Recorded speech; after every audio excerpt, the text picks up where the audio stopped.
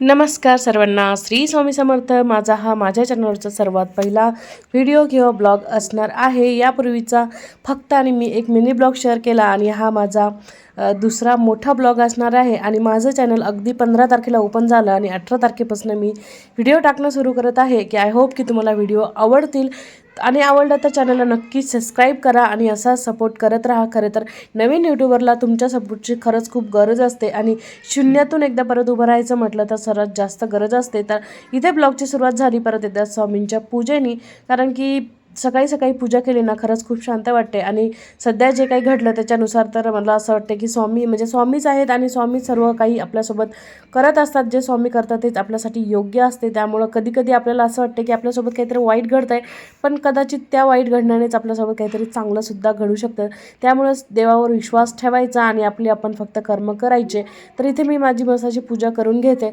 तर पूजा आपल्याला जशी येते तशीच आपण करायची. लोक काय करतात किंवा लोक कसे करतात किंवा किती शास्त्रशुद्ध काय असते त्या पद्धतीने करतात. तर मला असं वाटतं की देवाला पूजेपेक्षा आपल्या मनातील भाव हा सर्वात महत्त्वाचा असतो. आपली देवावर किती श्रद्धा आहे, आपला देवावर किती विश्वास आहे हे सर्वात जास्त महत्त्वाचं आहे. दररोज जरी तुम्ही देवाला दुधातुपाने आंघोळ घातली आणि जर तुमचे कर्म चांगले नसतील, तुम्ही दुसऱ्यांबद्दल वाईट विचार करत असाल, तर तुमचं दूध तूप लोणी सगळं वाया जाईल. त्याचा काहीही फायदा होणार नाही. त्यामुळं सर्वात आधी कर्म चांगले करा, त्यानंतर देवाची असं म्हणत नाही की तुम्ही अजिबात पूजा करू नका, तर करा, पण जेवढं तुम्हाला येतं, जेवढं तुमच्या मनाला आवडेल तेवढंच करा. लोकांचं बघून त्यांच्याकडं असं देवघर आहे, त्यांच्याकडे हे देव आहेत किंवा ते देवासाठी एवढं करतात, ते देवाला चांदीची वाटी देतात, ते देवाला चांदीचा दिवा देतात, अशा बऱ्याच गोष्टी असतात. तसं म्हणजे मलाही असं होतं की दुसऱ्यांच्या घरी अरे यांचं देवघर किती छान आहे, अरे त्यांचं देवघर कसं आहे, त्यांच्या देवाला तर चांदीची भांडी आहेत, असे बरेच प्रश्न मनात येतात. पण नंतर जेव्हा स्वामीचं नाव घेतो किंवा स्वामीकडे बघितलं जातं तेव्हा कळतं की नाही, देवाला फक्त आणि फक्त आपले कर्म आणि आपली श्रद्धा हवी असते. बाकी देवाला काहीही नको. जे आपल्याकडे आहे त्यातच देव खुश असतात. अगदी आपण त्यांना दररोज भाजी भाकरीचा नैवेद्य दाखवला तोही खूप आहे. जरी आपल्याकडं जास्त म्हणजे आपण दररोज असं नाही की देवाला तुम्ही दररोज दुधातुपाचा शिराच दाखवा. जे तुमच्या घरात बनतं त्याचा नैवेद्यसुद्धा देवाला खूप आवडतो. देव फक्त वासाचा भुकेला असंच म्हणतात आणि खरं अगदी तसंच आहे. तर माझ्याही पूजेचं तसंच आहे. जेवढं मला होतं तेवढंच मी करतं. आणि एखाद्या दिवशी जर खरंच खूप लेट झालं किंवा शाळेत जायचं असेल, कुठं असेल, तर मी देवाला अंघोळसुद्धा घालत नाही. छान असे दिवा अगरबत्ती करते.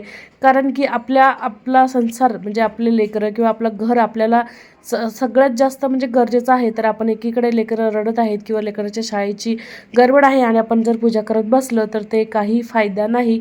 त्यामुळं सर्वात आधी आपलं घर, लेकरं, त्यानंतर देवाची आपल्याकडनं होईल तेवढी सेवा करायची. मी सुद्धा तसंच करते. तर इथे माझी जे देवांची अंघोळ वगैरे झाली, छान अष्टगंधसुद्धा लावलं आणि हा जो ओटा आहे म्हणजे टेबल आहे आणि त्याला मी जो वॉलपेपर लावलेला आहे तो सगळा स्वच्छ करून घेतला. तर तो व्हाईट असल्यामुळं म्हणजे मी रांगोळी काढते, त्या रांगोळीचे पूर्ण असे डाग पडतात, अगरबत्तीचं सुद्धा खाली पडतं. तर जी भैया पावडर मी तांब्या पिठाची भांडी साफ करायला यूज करते त्यानेच मी ते स्वच्छ करते. जर तुमचा किचन वाटा जर व्हाईट कलरचा असेल तर तो सुद्धा तुम्ही त्याने साफ करू शकता. अगदी खूप असा स्वच्छ निघतो. त्यानंतर तुम्ही बघू शकता आज मला दुसरी फुलं नाही मिळाली, तर ही फुलं बाहेरच होती त्यामुळे मी तोडून आणली. आणि बऱ्याच जणांचं असं म्हणणं आहे की ही फुलं देवाला वाहत नाहीत. तुम्हाला याबद्दल काही माहीत असेल तर नक्की कमेंट करा. कारण की मला तरी असं वाटत नाही की याच्यामध्ये फुलाची काही चुकी असेल, कारण की फुलं तर फुलं आहेत, भलं ते कोणतेही असो. आणि हे तर सदाफुली आहेत, त्याला 12 महिनेही फुलं असतात. आणि त्या फुलांची काय चूक आहे की ते देवाला म्हणजे नाही वाहत का? त्याला म्हणजे स्मेलसुद्धा असतो म्हणजे थोडाफार, पण माहिती नाही असं का म्हणतात ते. जर तुम्हाला माहीत असेल, त्याचं कारणसुद्धा माहीत असेल तर नक्की कमेंट करा. आणि तुम्ही चॅनलवर तर नवीनच असाल, कारण की माझं चॅनल पहिलंच आहे आणि अजून 1-2 सबस्क्रायबरसुद्धा नाहीत. त्यामुळं चॅनललासुद्धा नक्की सबस्क्राईब करा. आणि म्हणजे जे पण छोटे यूट्यूबर असतात ना, जर आपण एकमेकांना मिळून जर म्हणजे एकमेकांना सपोर्ट केला तर नक्कीच समोर जाऊ. आणि असं म्हणजे बऱ्याच जणांचं असतं की खूप मोठा सबस्क्रायबर असेल तरच सबस्क्राईब करतात, पण कसं असतं ना, प्रत्येकाला लहान यूट्यूबरला जास्त गरज असते सबस्क्रायबरची. तर मला आशा आहे की तुम्ही मला सपोर्ट करणार आणि माझ्या चॅनलला नक्की सबस्क्राईब करणार आणि व्हिडिओ आवडला तर नक्की लाईक करणार. तर इथे माझी पूजा पूर्ण झाली आणि रांगोळीनं सुद्धा देवघर खूप छान दिसतं. तर इथे माझी आजची पूजा झालेली आहे आणि माझं देवघर खरंच खूप जुनं आहे, त्यामुळं असं नाव वगैरे काही ठेवू नका. मला तर असं वाटतं की देवघराला कोणीही नाव नाही ठेवणार. तर ही पण त्यानंतर मी तुळशीची पूजा करून घेतली. खरं तर तुळशीची पूजा ही सकाळीच करायला हवी, पण मी तुम्हाला याच्या आधी सांगितलं की मी सर्वात आधी वेळ हा घराला, मुलांना आणि बाकीच्या गोष्टीला देते. त्यानंतर मला जसा वेळ मिळेल तशी मी पूजा करत असते. तर इथे माझ्याकडं अगदी छोटेसेच 2-3च कुंड्या आहेत, कारण की जास्त जागा नाही. त्यामुळं तर छान अशी तुळशीची पूजा करून घेतली आणि आता पूर्ण पानं वगैरे, मुली म्हणजे लहान लहान मुलं आहेत त्यामुळं पानं वगैरे तुळशीचे सारखे तोडत राहतात. तर इथे माझी देवपूजा वगैरे झाली आणि मी आत्ता मला जेवण बनवायचं होतं आणि कधी मेनू आधीच ठरवला होता, म्हणजे आधीच विचार केला की आज आपल्याला काय बनवायचं, तर थोडं सोपं जातं. तर आज मला फ्लावर बनवायची होती आणि मी तिला रात्री छान अशी निवडून ठेवली, कारण की वेळेवर गडबड व्हायला नको. तर इथे मी फ्लावर थोडंसं गरम पाणी केलं आणि त्याच्यामध्ये जी पण फ्लावर आहे ती टाकली आणि त्याच्यानंतर थोडंशी हळद आणि अगदी थोडंसं मीठ टाकलं. नेहमी फ्लावर मी अशी बॉईल करूनच भाजी करते, कारण की याच्यात किडे वगैरे असण्याची भीती असते आणि किड्याचं तर असतेच, पण अशा म्हणजे ज्या पण अशा फळभाज्या असतात किंवा असतात त्याच्यावर खूप जास्त फवारणी झालेली असते. त्यामुळं अगदी स्वच्छ करूनच धुवून घ्यायच्या आणि शक्य असेल त्या भाज्या थोड्याशा का होईना गरम पाण्यामध्ये ठेवायच्या. त्याने ना त्यातले जे पण फवारणीचं असेल किंवा दुसरं काही सगळे जीवजंतू मरून जातील आणि आपली भाजी स्वच्छ होईल. आणि माझ्यासाठी हा सगळ्यात महत्त्वाचा टास्क म्हणजे भाकरी करणं. पण मी कधी कधी करत असते, कारण की मला लवकरच परफेक्ट अशी भाकरी शिकायची असा मी विचार केला. त्यामुळे मी प्रयत्न करते की एका दिवसाच्या आड तरी भाकरी बनवेल. तर ही इथे मी बाजरीची भाकरी बनवत होती. मला दोन्ही हाताने थापता येत नाही आणि दोन्ही हाताने वरतीसुद्धा टाकता येत नाही, तर मी अगदी एका हाताने बनवते आणि माझी भाकरी मला असं वाटते की कदाचित 1-2 वेळेसच फुगली असेल, जास्त काही माझी भाकरी जास्त फुगतच नाही. तर मी प्रयत्न करत असते. कसं आहे ना, प्रत्येक गोष्ट माणूस आईच्या पोटातून काही शिकत नाही, इथे आल्यानंतरच सगळ्या गोष्टी शिकतो. आणि माझ्या माहेरी काही जास्त भाकरी खात नव्हते, म्हणजे जेव्हापासून मला तरी कळते. त्यामुळे भाकरी करण्याचा कधी काही प्रश्नच नाही आला. पण इकडे आहोंना आवडते म्हणून मी भाकरी शिकायचा प्रयत्न केला आणि मला पर्सनली मला सुद्धा भाकरी खायला जास्त काही आवडत नाही. त्यामुळे मी कधी शिकण्याकडे सुद्धा लक्ष दिलं नाही. पण आता मी असं प्रयत्न करते की मला परफेक्ट अशी मोठी भाकरी आलीच पाहिजे आणि लवकरात लवकर मी शिकेलच. दररोज केली तर येईलच, कारण की चपात्यासुद्धा सुरुवातीला सगळ्यांचं असंच होतं. पण आपण जेव्हा दररोज एखादी गोष्ट करतो ना, तर ती आपल्याला परफेक्ट अशी यायलाच लागते. तर लवकरच मी असा परफेक्ट भाकरीचा व्हिडिओसुद्धा तुमच्यासोबत शेअर करील. आणि भाकरीबद्दल तुमच्या काही टिप्स असतील किंवा मला असं वाटतं की माझं जे मी पीठ मळते त्याच्यामध्ये काहीतरी चुकत असेल, म्हणूनच माझी भाकरी फुगत नसेल किंवा थापण्यामध्ये, तर तुमच्याकडे काही टिप्स असतील तर त्या तुम्ही मला नक्की कमेंट करा आणि मी त्या नक्की फॉलो करेल. तर तुम्ही इथं बघितलं असेल की माझी भाकरी मधामध्ये फाटलेली आहे. काय करणार, जसे येतात तसे मी करते आणि तुम्ही नक्की टिप्स शेअर करा. मी तुमच्या टिप म्हणजे बघेल ट्राय करून. आणि बरेच जण असं थोडंसं हलकंसं गरम पाणी वगैरे करून पीठ भिजवतात. मी सुद्धा गरम पाणीसुद्धा ट्राय केलं, पण त्याने काही फरक पडला नाही. बघू आता अजून काही म्हणजे बऱ्याच टिप्स वगैरे फॉलो करून मी बरेच व्हिडिओसुद्धा बघत असते. बघू अजून प्रयत्न करून जशा हळूहळू का होईना मी शिकण्याचा प्रयत्न करेन. तर ही माझी आणि भाकरीची आजची कहाणी तुम्हाला कशी वाटली हेही कमेंट करून सांगा. आणि अगदी जे मोठ्या भाकरी करतात त्यांना 2च भाकरी कराव्याशा लागतात, पण मी अगदी छोट्या भाकरी करते. त्यामुळं मला एका माणसासाठी 2 ते 3 भाकरी कराव्या लागतात. त्यामुळं मला चपाती आणि भाकरी तर माझ्यासाठी सेमच आहे. तर ही जी मी त्या साईडला भाकरी भाजत होती ना, ती थोडीशी छान आली आणि मला खरंच खूप छान वाटत होता. तरी पण ती पाठीमागून अशी उरल्यासारखी झाली होती, पण समोरून अगदी परफेक्ट अशी भाकरी वाटत होती. आणि खूप पातळ नव्हती आणि खूप जाडी नव्हती, तर मीडियम होती. आणि बाजरीच्या भाकरी खूप जास्त पातळ, जेवढ्या मी पण बघितल्या म्हणजे दुसऱ्याच्या हातच्या खाल्ल्यासुद्धा, तर जेवढी बाजरीची भाकर म्हणजे अशी जाडच होते, पातळ होत नाही. पण आपल्या काय म्हणतात त्याला, ज्वारीची जी भाकरी असते ती खूप पातळ अशी होते, तेवढी तर बाजरीची होतही नाही आणि माझ्याकडून तर आधीच होत नाही. तर ही माझी भाकरी तुम्हाला कशी वाटली? खरंच एवढीही खराब नाही आहे, एखादी तरी अशी छान अशी येतेच एखादी तरी. तर असो, माझी आणि भाकरीची कहाणी तुम्हाला आवडलीच असेल. तर आजच्या ह्या राहिलेल्या भाकरी मी पूर्ण करून घेते आणि नंतर बोलते तुमच्याशी.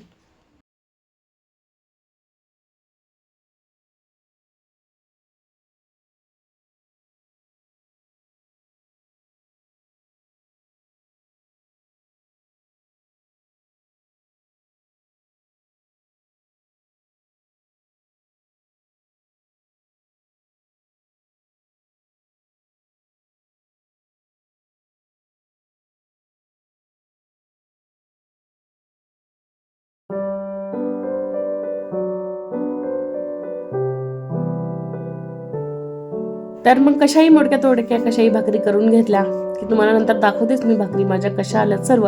तर त्याआधी मी इथे भाजीला फोडणी घालून घेते. तर फ्लावर तर मी बॉईल करूनच घेतला होता.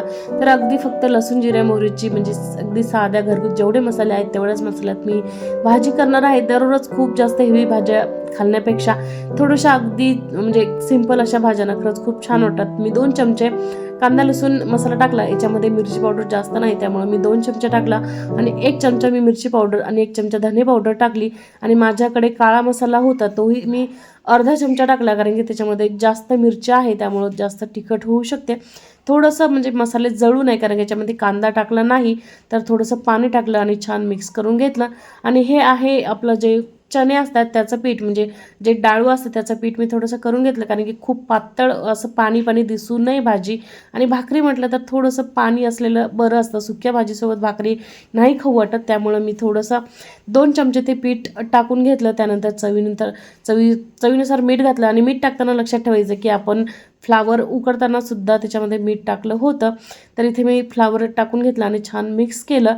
आणि त्याच्यानंतर जेवढं पाणी हवं आहे तेवढं पाणी घातलं. खरं तर अशी सुद्धा फ्लावर छान लागते पण भाकरीसोबत थोडीशी पातळ भाजी हवी असते त्यामुळं मी पाणी टाकलं थोडंसं म्हणजे त्याला मसाल्यामध्ये शिजू दिलं. त्यानंतर ज्या खलबत्त्यामध्ये मी लसूण वाटला होता त्यानेच पाणी टाकलं.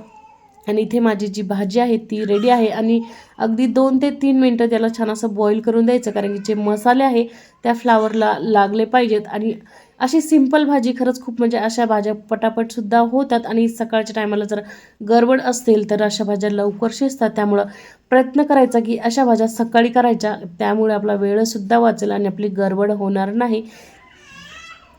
ते म्हणतात ना माणूस म्हणजे तोंडाने जेवायच्या आधी डोळ्यांनी जेवतो.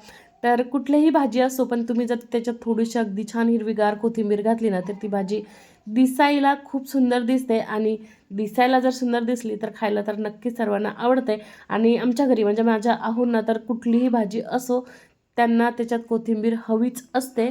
थोडासा राईससुद्धा केला होता आणि त्यानंतर जेवण वगैरे झाले आणि माझ्या किचनच्या हालत तुम्ही बघू शकता.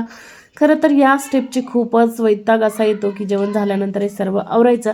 पण जेवण झालं लगेच जर आवरलं नाही तर मग दिवसभर ते असंच असतं कारण की आपल्याला नंतर असा कंटाळा येतो. त्यामुळे मी तरी शक्यतो प्रयत्न असा करते की जेवण झालं की लगेच किचन आवरायला घेते कारण की जर एकदा आपण साईडला बसलो किंवा मोबाईल बघत बसलो तर मग काही खरं नाही 2-3 तास आपले असेच जातात. त्यामुळं प्रयत्न करायचं की जेवल्या जेवल्या लगेच हे आवरून घ्यायचं. किचन जेव्हा स्वच्छ असेल ना माझं तरी असं आहे जोपर्यंत माझं किचन भांडे वगैरे स्वच्छ होत नाही तोपर्यंत मला आपले सर्व कामं झाले असं फील येत नाही. तर सर्वात आधी मी सगळी भांडी स्वच्छ ते घासून घेते. आणि मी म्हणजे असं करत नाही की थोडे थोडे कारण त्याच्याने खूप वेळ जातो आणि पाणीसुद्धा जास्त जातं. त्यामुळं मी सर्वात आधी सर्व भांडी अशी छान घासून घेतली आणि बेसिंगमध्ये टाकली. बरेच जण असं करतात की पहिले बेसिंग घासतात मग भांडी घासतात त्यात खूप वेळ जातो. आणि बेसिंगमध्ये आपण काही बाकीचा कचरा वगैरे थोडी टाकतो. बेसिंग हा फक्त आपण हात धुण्यासाठी भाजी धुण्यासाठी किंवा फक्त म्हणजे भांडी घासण्यासाठीच यूज करतो. आणि किचनवर तोच बेसिंगमध्ये आपण दररोज भांडे आणि मग त्यामुळं काय म्हणजे भांडे घासायच्या आधीसुद्धा बेसिंग घासा आणि परतसुद्धा घासा. मला तरी असं काही वाटत नाही. हां तुम्ही बेसिंग जर बाकीच्या गोष्टीसाठी यूज करत असाल तर मग तसं कराल. पण मी माझ्या बेसिंगवर फक्त भाज्या आणि भांडीच धुते त्यामुळं बाकी मला काही असं घाण वाटण्याची काही गरज नाही. आणि बेसिंग मी अगदी दिवसातून 3दा-4दा साफ करत असते. जेव्हा पण चहाची भांडी घासली बेसिंग साफ करते, सकाळची भांडी घासली बेसिंग साफ करते. त्यामुळे माझा बेसिंग हा नेहमी स्वच्छ असतो. तर मी भांडी घासून घेतली. तुम्ही लक्षात जेवढी बेसिंगमध्ये बसतात तेवढीच भांडी मी घासली आणि छान धुवून घेते. त्याने काय होतं जे आपण वरचं भांडं धुतो त्याचं पाणी पूर्ण खाली पडतं आणि खालचे भांडे सुकतसुद्धा नाही आणि आपलं थोडंफार पाणीसुद्धा म्हणजे वाचतं. खरं तर भांड्यांना खूप जास्त बेसिंगवर पाणी जातंच पण प्रयत्न करायचा की आपण थोडंफारसुद्धा पाणी वाचवू शकाल. तर इथे माझी जेवढी भांडी घासलेली होती ती छान अशी सगळी धुवून घेतली. आणि भाकरी केल्यानंतर तुम्हाला दिसत असेल माझ्या किचनची हालत. चपात्याने एवढं माझ्याकडनं किचन खराब होत नाही पण भाकरी केल्या ना तर माझं किचन माझ्याकडनं खूप असं खराब होतं. त्यामुळं सुद्धा मला कधी कधी कंटाळा येते की भाकरी करण्याचा. पण मला आता शिकायच्या म्हटलं तर मला या सगळ्या गोष्टी करायलाच लागतील. हळूहळू मी हे सुद्धा शिकेल की म्हणजे किचन न खराब करता भाकरी बनवायला शिकेल. तर मी इथे माझे सर्व भांडी वगैरे छान घासून झाले. त्यानंतर किचन तर आता ही तर मला असं वाटते लागलेली एक बिमारीच आहे की काही असो, किचन हे मला म्हणजे घासतच असते मी. थोडं खराब आज तरी खराब आहे, पण कधी कधी असं खराब नसलं तरी मी ते घासतच असते. ही एक सवयच लागलेली आहे. तर पूर्ण जी शेगडी आहे ती अशी चकाचक घासून घेतली आणि किचनचा ओटासुद्धा छान घासून घेतला. आणि वायफरने पाणी काढायचं, त्याने ना एकदम स्वच्छ असं पाणी निघतं आणि आपल्याला वेळसुद्धा लागत नाही. कपड्याने म्हटलं तर बार बार तो कपडा कोरडा करा आणि हे करा, त्यापेक्षा एखादं छोटंसं वायफर अगदी 20-30 रुपयाला वायफर मिळतं, त्याने स्वच्छ एकदम कोरडं होते. तुम्हाला मी समोर दाखवेलच.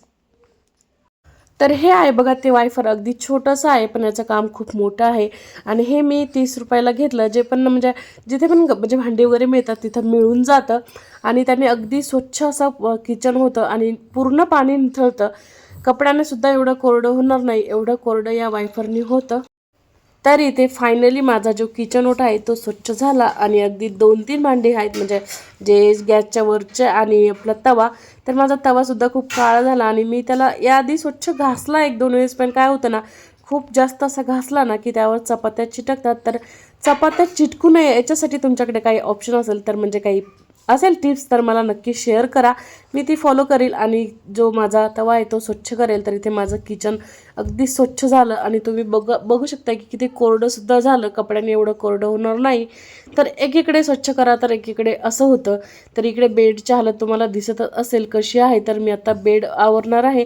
खरं तर हा बेड दिवसातून किती वेळेस तरी आवरला जात असेल. जर मुलं शाळेत असतील किंवा झोपेल असेल तेव्हापर्यंतच हा बेड असा नीट नेटका असतो. पण आवरल्यानंतर 2 मिनटं का होईना मनाला असं शांत वाटतं आणि डोळ्याला सुद्धा छान वाटतं. त्यामुळं मी प्रयत्न करत असते नेहमीच तो स्वच्छ ठेवण्याचा आणि आवरण्याचा, सतत आवरण्याचा प्रयत्न करते. तर आता मी बेडशीट तर काही चेंज करत नाही, फक्त पूर्ण बेड असा छान झटकून घेतला आणि तेच बेडशीट टाकणार आहे. कारण की बेडशीट मी 1-2 म्हणजे 2-3 दिवसाला एकदा चेंज करते, त्यामुळं आज तर काही चेंज करणार नाही. आणि माझी गादीसुद्धा खूप जुनी आहे, मला लवकरच मॅट्रेस याच्यावर टाकायचं आहे. तर बघूयात कधी असा मुहूर्त लागतो. आणि माझा बेडशीटचा कलर आणि माझ्या ज्या भिंतीचा कलर आहे तो सेमच आहे, तरी पण छान दिसतं. आणि माझा हा बेड. आजचा व्हिडिओ कसा वाटला नक्की कमेंट करून सांगा. बाय. श्री स्वामी समर्थ. परत भेटू.